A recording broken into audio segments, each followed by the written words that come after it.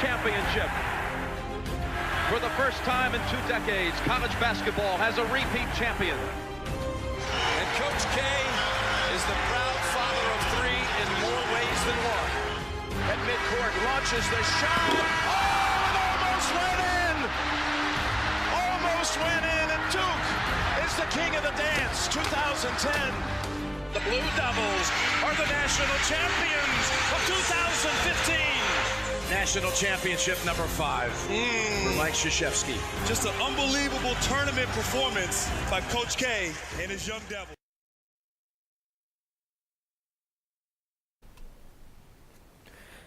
Hi, and welcome to a mailbag episode of the Blue Devil Dive. And, hi, Presley Davis. What's up? Nothing. How are you?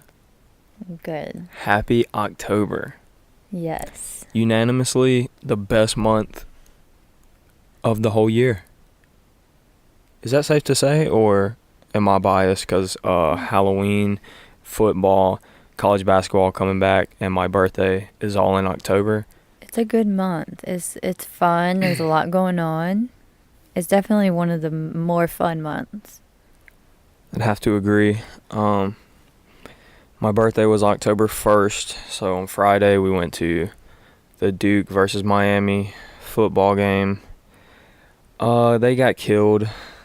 It was fun, though. Pretty boring game to go to. However, while I was in the bathroom, you were just standing around and just walked up on Marvin Bagley and had the audacity to go poke Marquise Bolden on the shoulder and say, "Hey, will you take a picture of me and Marvin Bagley?" I did. They were together, and I just saw him coming out or whatever.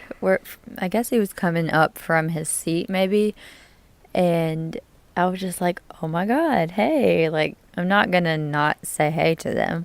So I walk over and I'm like, hey, Marquise, will you take this picture of us? And he's like, oh, you want me to take a picture of y'all? I was like, yeah. You probably don't remember me, but you taught me how to play basketball 3 weeks ago. Yeah, so that was pretty cool. Yeah, it was a lot of fun. You looked 3 foot tall again, and I was lucky enough to be in the bathroom while you were doing all that. So I know you didn't even get to meet him, and they were kind of looking at me like, why are you just standing around by yourself? Yeah, because me and my friend were not around at the time, and then you call me and you tell me what happened. So, I mean, that was cool for you. We sat like 2 rows behind them the whole time, but didn't bother them or nothing because a lot of people tend to. So, however, that was cool. Duke lost, not as emotionally invested in that as basketball, that's for sure. Overall fun time though. So, this is going to be a mailbag episode. Had a few questions sent in, and then we have a few things to talk about. Duke went live on Instagram yesterday with their scrimmage for, I think, a quarter or so. So, got plenty to talk about. Had some good questions sent in so we can get into that. And then, Countdown to Craziness tickets go on sale. Oh, they went on sale this morning, I think. They're already out, but I checked like 3 of the apps that I have, and some of them are saying, like, to be determined. Like, the sections aren't available yet, but the tickets are on there. They're just not completely available. Gotcha. So that's October 20th. So we're getting closer and closer each day, and I'm just super excited. Are we going to go to that? We'll see. We can. If we can find good tickets, then we should go. Yeah, I mean, I've already found some. We got a lot going on that weekend, so I think we should go. Okay, well, we're going, so catch us there. We're going to Scarewinds the next day too. Yeah. Fun. Yeah, so I'm not gonna sleep much that weekend. Let's get into some questions. Okay, so do you want me to read them out, or are you? Yeah, you just read them out. Okay, so first of all, we have, what are your thoughts on how Grayson's senior year will go? thoughts on how Grayson's senior year will go is I think it's going to go very well, especially if he stays healthy. Shout out to when I say especially instead of especially. Some guy was hardcore hating on me for that. Like hardcore. Yeah. So I think his senior year is going to go very well. If you look at his numbers when he's healthy, they are super All-American-ish. So with him being able to play off the ball more and play his true position and space the floor, he won't have to create his own shot as much as he did last year with a true point guard, Trayvon Duval, obviously, creating, Grayson might be in the corner and get wide open shots. That could potentially happen if he's playing a team that's not as defensively in tune as some of the top teams. Trayvon Duval is going to be creating, throwing lobs, running pick and roll, and Grayson isn't going to have to get the ball with 3 seconds left on the shot clock and create a shot, which is usually going to be a pretty low percentage shot, which is what we saw a lot of last year with just everybody being kind of certain injuries taking place and no true point guard, different person bringing the ball up the court each time, no ball movement. A big thing is when the ball moves, I think he's going to do a lot better. So that's how I feel about that. I think he's going to have a great season, and he's going to be a key piece. He's a captain this year. He's the lone captain this year. So I think he's the most mature that he's ever been. I think he's more at home with himself as far as being hated and stuff. I think he's going to be able to deal with that a lot better this year. And then health. I really want him to stay healthy the whole year. That's a big thing. He plays so hard. He's so competitive. He'll give his body up at any play. So health is a huge thing. But if you take that out, then he's going to have a great season, I think. And the more talent around him, I think the better he is.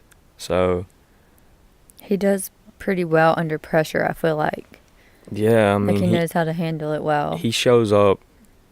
He seems to show up when it matters, I think. Mm-hmm. But with all the talent around him also, it's going to take a lot of the eyes and a lot of the defensive,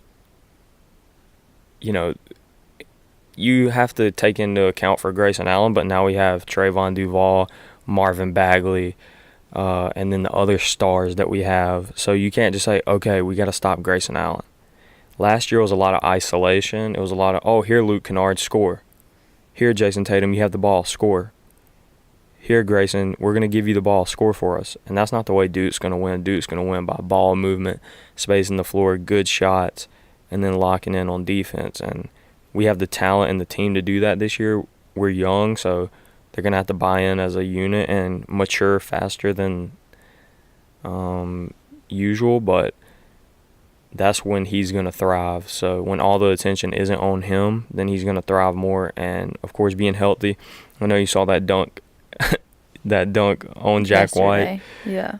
He killed Jack White. Rest in peace. I feel sad. I was kind of sad about that. I know. I love Jack.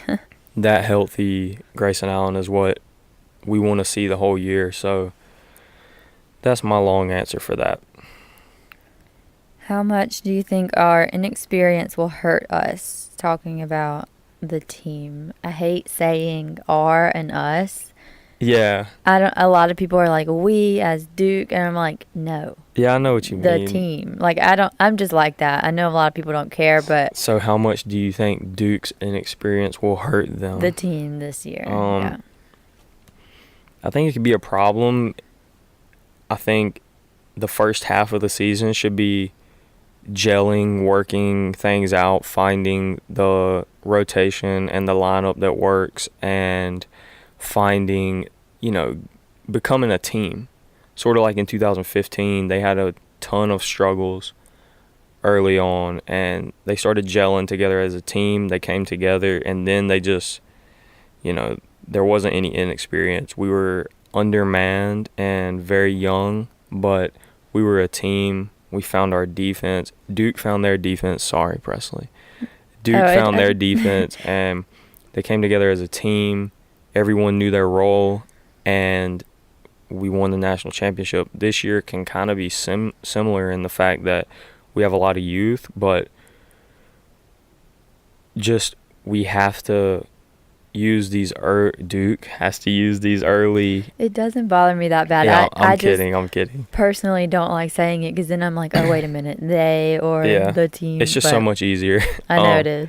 Continue, though. So the first half of the season needs to be finding the maturity, finding who thrives in which moments, and obviously the rotation, positions. Health is always a factor, but it's all about getting to March and peaking in March. You want to peak as early as possible, but just you have the whole season to gel. The sooner it happens, the better, obviously.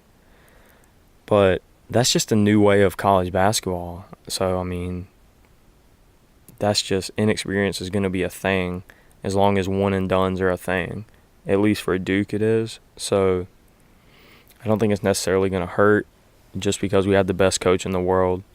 So it's just about using the time wisely to become the team that we ultimately want to be for March. I agree with that. Yeah. Okay, so this person asked, how much do you see Bagley playing the 3 this year? Do I need to finish that? I mean, that's like... Yeah. I mean, he just said, how much do you see Bagley playing the 3 at times with 2 of Carter, Javin, Bolden? Do you think Jack White or Jordan Tucker can sneak some minutes at the 3 spot? So it's kind of long question. Coach K came out and said he's definitely going to find the lineup of Bagley, Carter, and Bolden playing together, and he could even see them starting. He also said he could see Javin starting because Javin's made a big jump and he's looking great. He has a little injury right now. They're just resting him. It's nothing serious. So he said he could see Bolden, Carter, and Bagley starting. He also could see Javin starting. So one of those combinations might be the lineup that's starting at the beginning of the year. I don't think it will be, but I don't know anything. So I could definitely see it at times. They're just going to have to find out what works. They're going to try a bunch of things, and something's going to work better than other things that they try, and they're going to go with that to start. Something might change, injuries might happen, and, there's a lot that can happen. I definitely see the Bagley, Carter, Bolden lineup being crazy, dominating rebounds and stuff, but Duke loves to space the floor. I mean, we run Jason Tatum at the 4 spot with 3 guards. So that's what we're used to seeing, but we're not used to having all this talent, 7-foot talent. Bolden, Bagley, Wendell Carter, he's not 7 foot, but he's a big man technically. And then Vrankovic looks great. He looked great last year, I thought.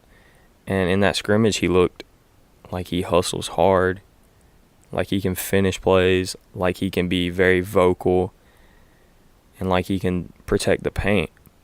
So it's hard to tell what's going to happen as far as the lineup because we just have so much talent to work with. And then Jack White and Jordan Tucker. Jordan Tucker looks good, and I like Jack White. I know you do too, right? Yeah. Yeah. He's cool. But I haven't seen much of him, so I don't know what he's going to bring. Jordan Tucker, I know he's a great shot, and I know he's quick. He looks like he's gelling pretty fast.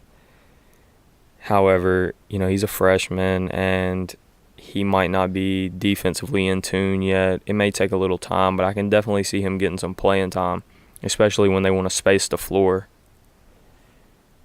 He is such a good shot, so you could definitely see him in there spacing the floor with some more guards and a big man in the middle, potentially Bagley in the middle. That would be a good lineup too.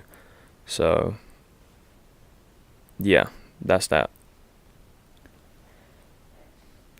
With the FBI investigation going on, is there any real threat at all that could disrupt or really screw up this season? I don't think there's any real threat. I think Duke's good. I think they're in the clear. Coach K's already talked about it. He's a big advocate of players getting paid. He thinks that's the only way that all of this is going to be solved. I don't know what the cure is, because I think if you pay every player, say you pay every player $10,000, I think then they're still going to be bidding for the best player. I think the best player, they're going to be like, oh yeah, he's getting $10,000. Hey, but if you come to Louisville, we'll give you $110,000. I feel like that's all that would happen if you pay them. I don't really know what the fix is. I still think you should be able to go straight out of high school, or there should be a 2-year minimum in college if you go to college. I just feel like that should be what it is. The one and done thing is kind of, it kind of hurts the sport or the college basketball as a whole. I think 2-year minimum will be okay. If you're good enough to go straight out of high school, then go. But that's that. I don't think anything's going to hurt Duke. It seems like Coach K has a pretty clean record in his 1,000 years that he's been coaching. Mm-hmm. And Duke as a whole has a good record as well. The only weird thing is Nike and Adidas.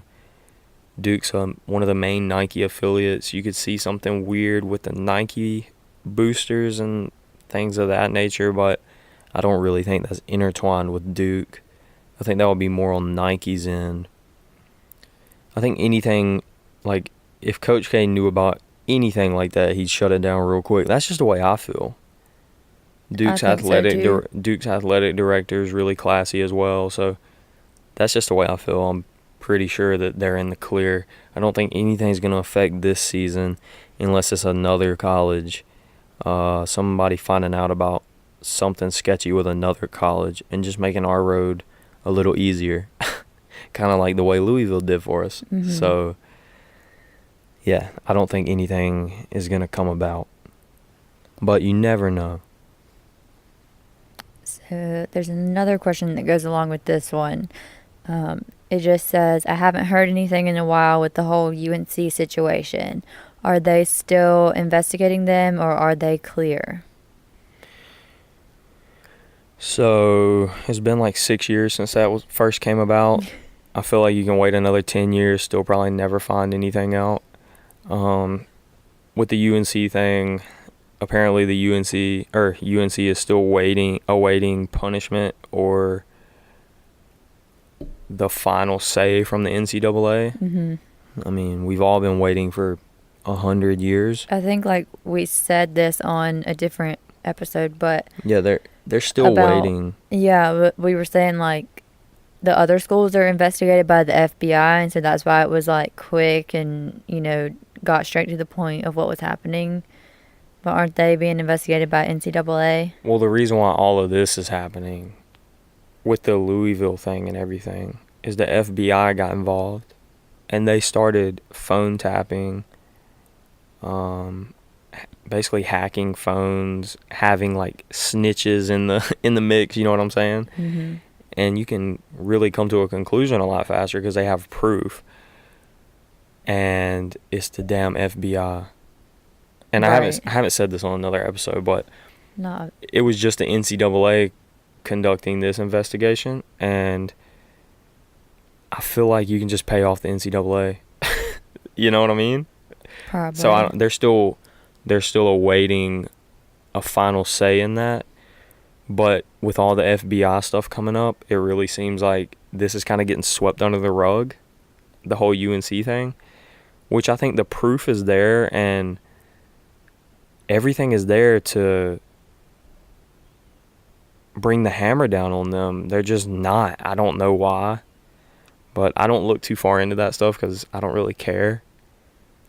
But they're still awaiting the word. They didn't get away with it yet. They're hoping they get away with it. But they're still awaiting the final word from the NCAA. This next one is kind of funny. Go ahead, read it. Yo, bro, can you tell us which Duke player slid into your girl's DMs?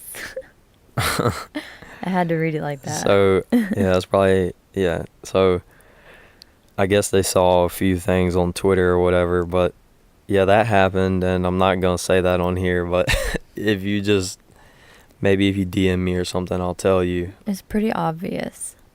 Yeah, that was pretty, y'all all probably follow him on Snapchat and Instagram. Y'all all probably know which one is the horniest corn dog or whatever it is. yeah. I mean that answers it. That's straight to the point. So, keyword point. Oh, wow. Yeah, that was a fun experience to witness. Got a good laugh out of that. Anyways, what's next? How do you think Bolden will perform with the addition of Bagley and Carter? He should do well. It looks like his mindset is better from last year. You know, he's been through it. They had the Bagley and Carter, they haven't been through it yet. They are freshmen, obviously, just like Bolden was last year, and he struggled. He also had some lingering foot injuries and stuff of that nature. So I think Bolden should have a great year if his mind's in it, if he's healthy, and if he's growing the way that Jeff Capel and everyone says that he's looking really good. He needs to crash the boards. He needs to, keep defending the pick and roll the way that he does. He does great at that. And just keep growing as an offensive post player and maybe keep developing his mid-range.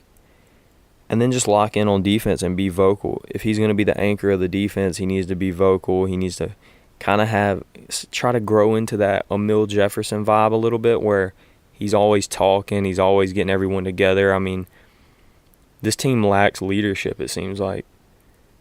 Grayson isn't really the most vocal guy. You know, he's really shy, and he's the captain, so he's going to have to step up and be vocal and be the leader, play that Quinn Cook, Emil Jefferson role, and somebody else needs to do the same thing.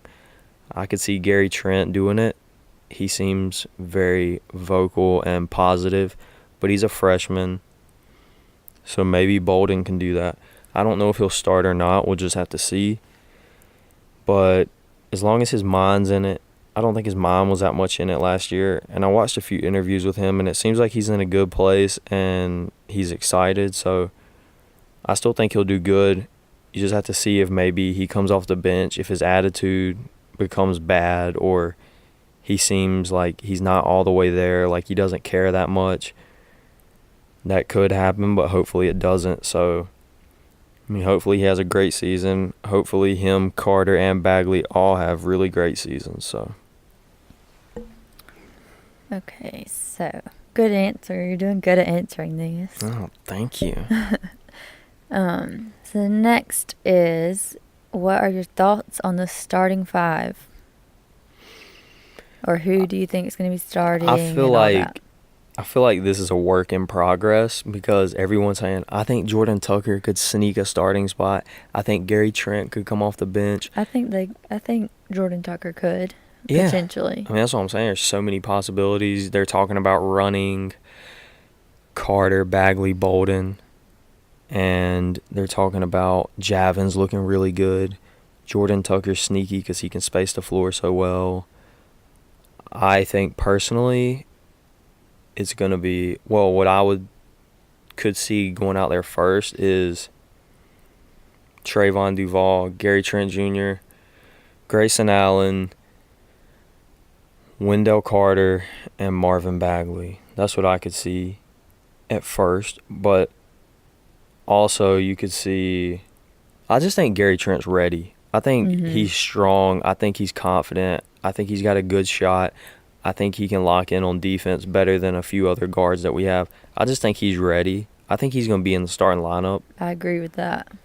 But we haven't seen much, but I really think that. I think he's, Justice Winslow was really low-key coming in because it was just so, like, oh, we grabbed, Tyus Jones and Jalil, they're coming together, they're a package deal. That kind of engulfed the hype at first, if you remember at first.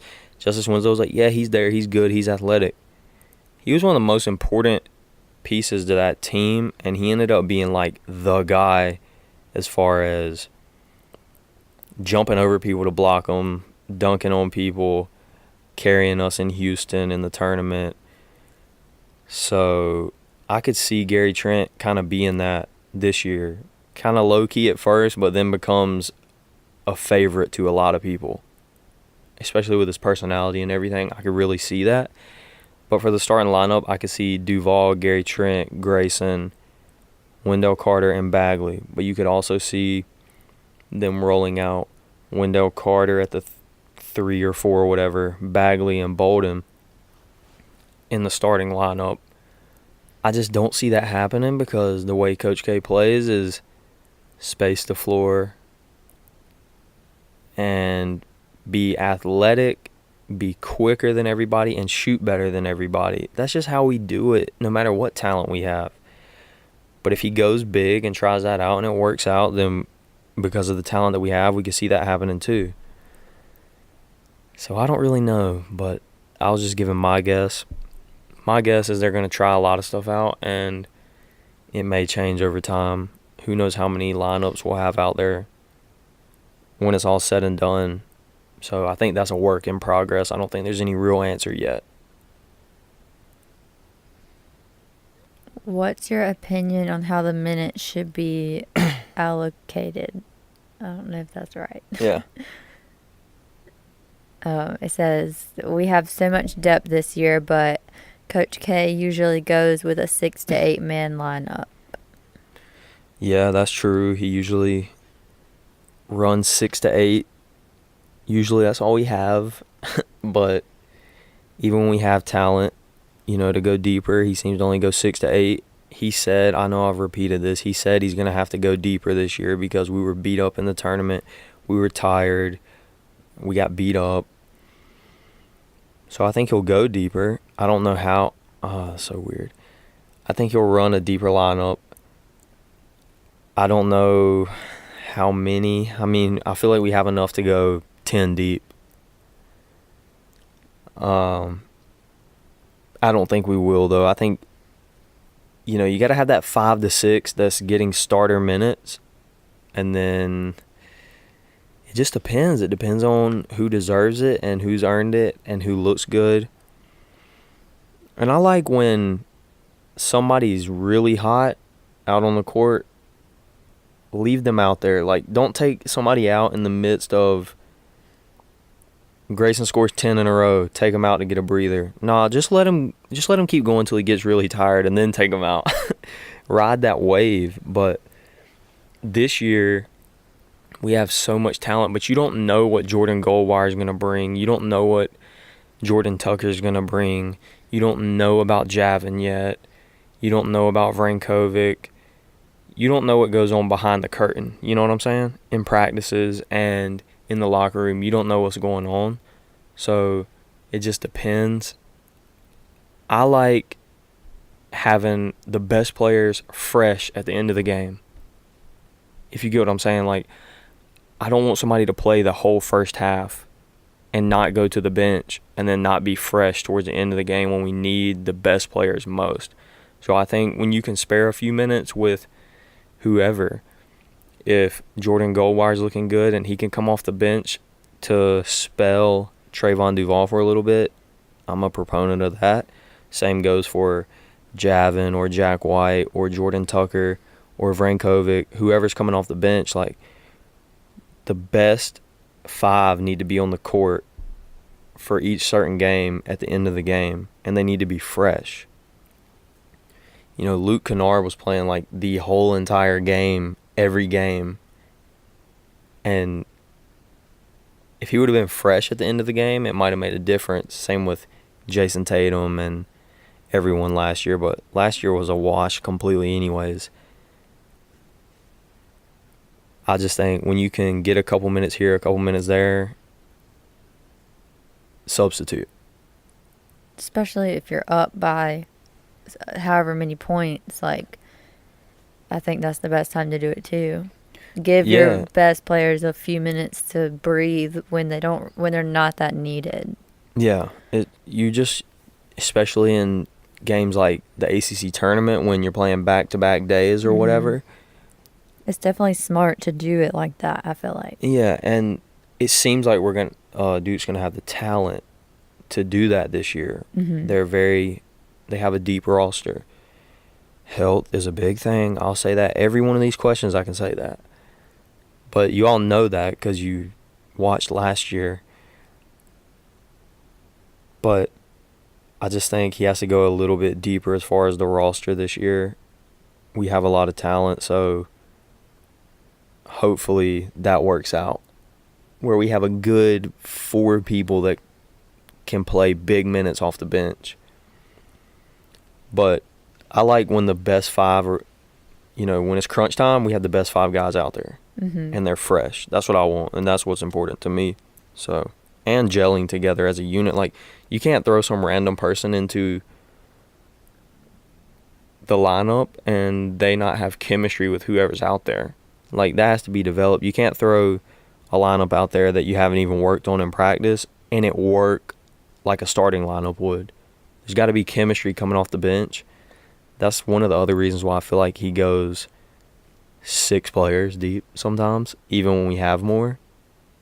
But yeah, I want to see the lineup expand as far as bench minutes, especially I don't know why I say that.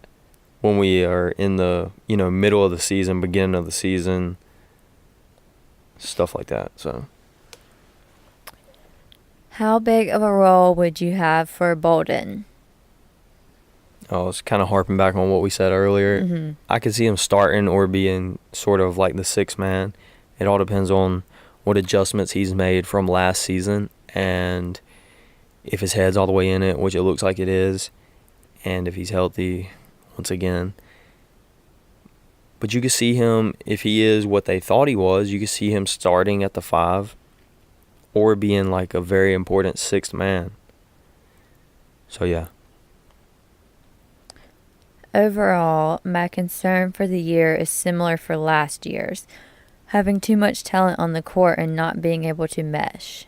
Hopefully, since we have a point guard now, our offense isn't as ISO-based. What are your thoughts?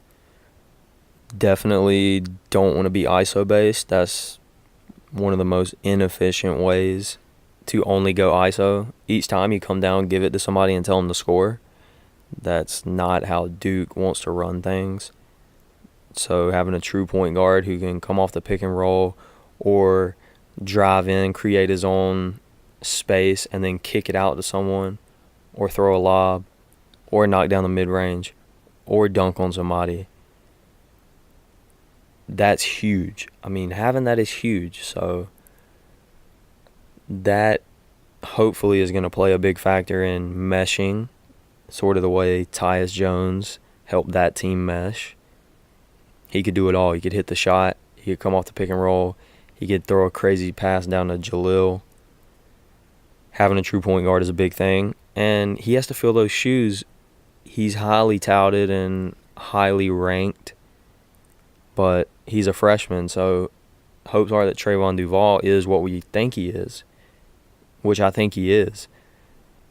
So I think with the talent and the coaching and Grayson Allen playing more of a leader role, mature, and having a true point guard and big men should work out in our favor. That's the plan for everybody, I'm guessing.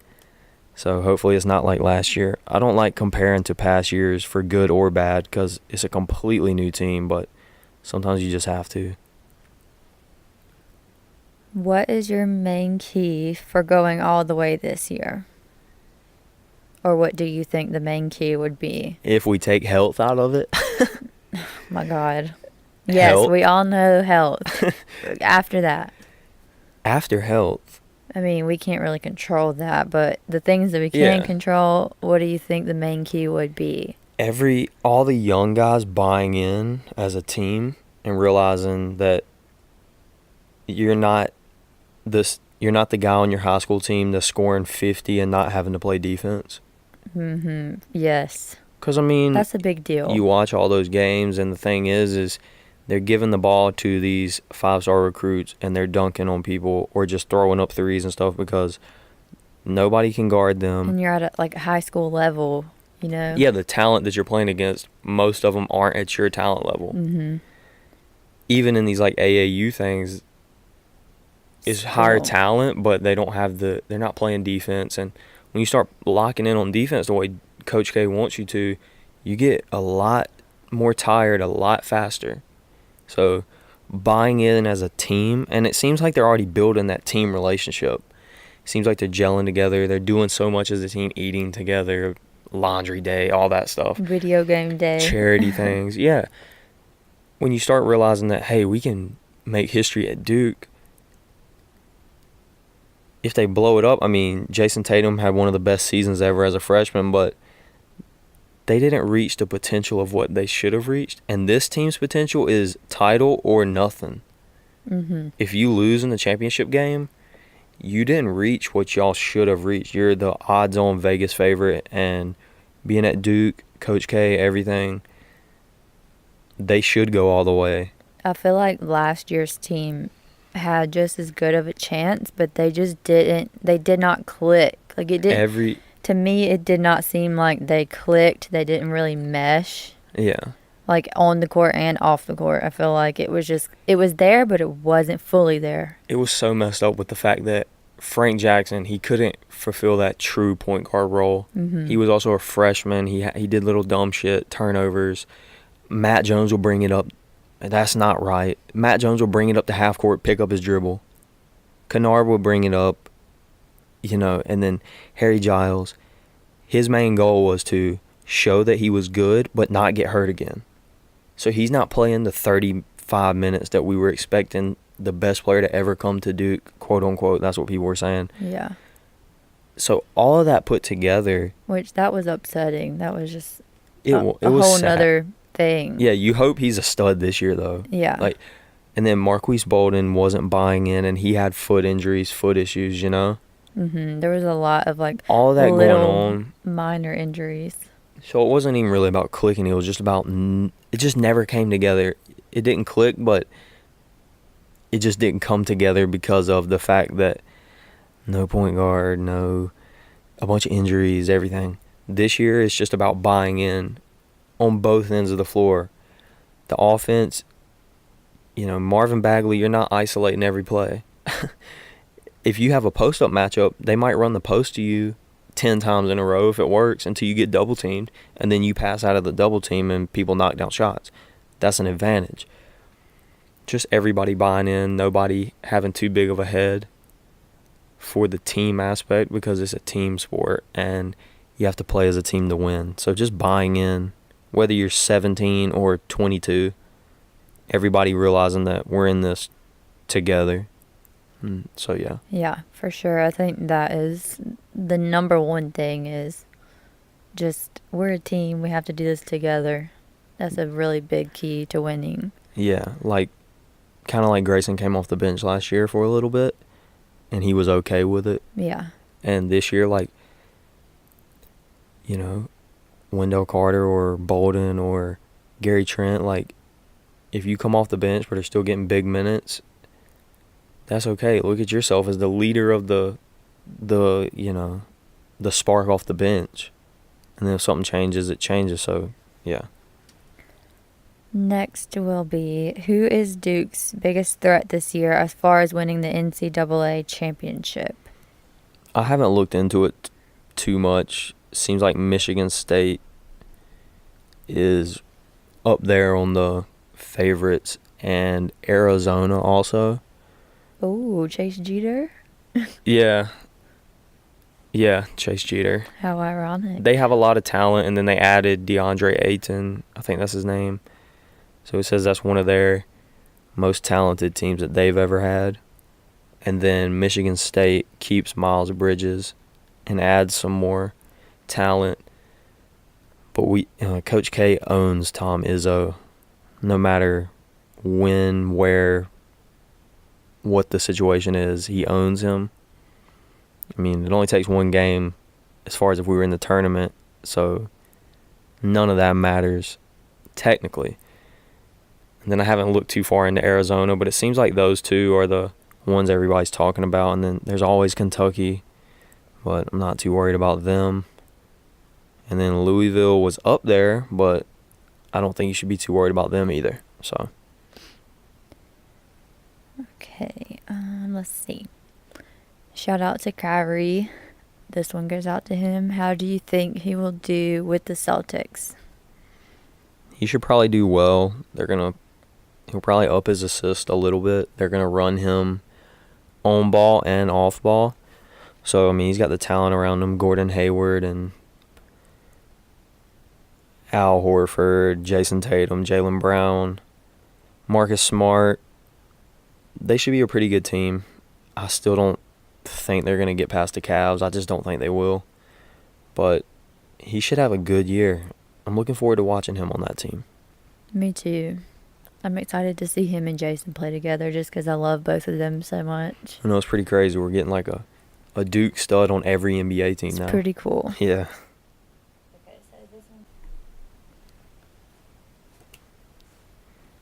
Okay, last question.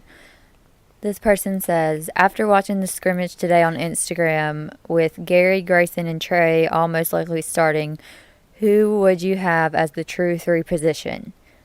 Also, common sense obviously puts Trey at 1, Grayson at 2, and Gary at 3, but having a natural 2 at the 3 spot as a freshman would be interesting. Or do you think they should scratch 1 through 5 model and play 4 out, 1 in offense? I like Trey, Grayson, and Gary starting. I like that. I think Grayson and Gary are some dogs, is what it seems like. They're ready to lock in and, defend whoever's at the 2 and 3. And then Trayvon he's long for a point guard, and he's quick, so he can be a good 1 guard as far as defense. And then, like I said, with Grayson and Gary Trent, I think they can be good defensively as well. So I like that as the 3, 1 through 3 starting on paper. And then Bagley also being in the lineup, and then whoever else that rounds out the 5. That's what I think.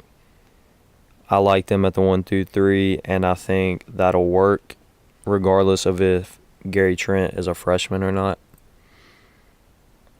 And I mean, they usually play 4 out, 1 in, and space the floor. But again, we don't know if they're going to go big, if they're going to go small, if they're going to go normal. We don't know what's going to happen, so we just have to wait and see. But I do like those 3 starting, on paper at least. So that's about it. Thank you. One. Oh, you got one? Yeah, it's more of a just comment, I guess. What do you think about Marvin Bagley's Slam magazine cover? He looks good. Spread, all that. The video with it was amazing. Yeah, getting ready to be drafted number 1. It made me so hype. I texted you when I watched the video. I was at work when I watched it. And I was texting you so excited. I'm so ready for basketball. He seems like he really cares about winning while he's at Duke. So, he's very passionate about it. And I just think that's huge, like I said, for the whole team to feel that way. So he said his ultimate goal is a national championship. So let's get it. Yeah, and Duke breeds that. You leave Duke feeling the same way. So coming into Duke feeling that way, you have a head start. You're not thinking about me. You're thinking about win at all costs. You don't get drafted on did you score 30 a game. You get drafted on how was your attitude, how was your overall game, and what is your potential. Right. So if they won the national championship and he scored 13 points a game and 10 rebounds, yeah, he could have averaged 30 and 15 probably if he wanted to. They wouldn't have won the national championship though. And that doesn't mean he still would have, he might have still got drafted number 1 probably because his potential. But either way, he would get drafted high. Mm-hmm. So winning, showing a great attitude, a great winning maturity that's going to help him in the long run. So, yeah. I'm excited. He was super nice to me when I met him the other night. Yeah, that's really cool. I am super excited for this season. Closer and closer. Count down the crazies. We're going to be there. I can just eat like a little kid. Thank you for sending in the questions. Thank you for the positive words, the positive feedback. Really appreciate all that. Gearing up for this season. We can't wait. So, it's time to eat Chick-fil-A. Shout out to Chick-fil-A. And appreciate everyone. Until next time. Oh, jersey giveaway. When? Soon? Yeah. We're doing another one soon. So stay tuned for that. You'll see it all on Twitter. Have a great week. Be kind to everyone, even Carolina fans. We're out.